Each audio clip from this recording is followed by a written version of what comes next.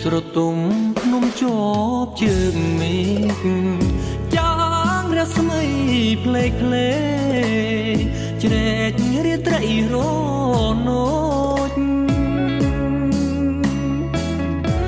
អត់ដល់មានជ័យអនុអាណាយអរបងសាខ្លោយកណ្ដោយកណ្ដែងអាឡ័យ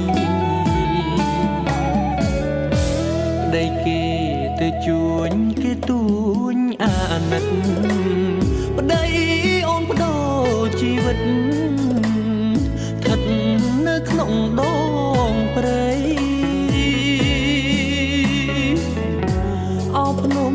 ដងរែកខាំចាយទឹកដីខ្សែលោហិតណានិស័យអាឡ័យបីដូចអងញី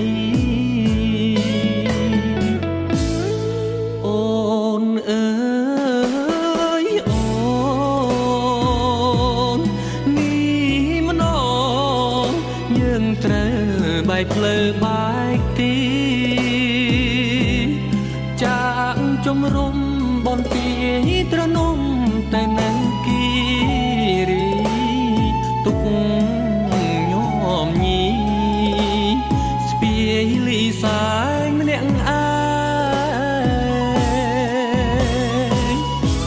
អត់ដល់មានជ័យក្រុងក្រៃសីមាដងគិរីបុព្វតានេះវាលធំបែកផ្សែងបងបានច្បាំងឈ្នះគ្រប់ទីកន្លែងវិលទៅកាន់ដំណែងអូនតែងតែចាំមើល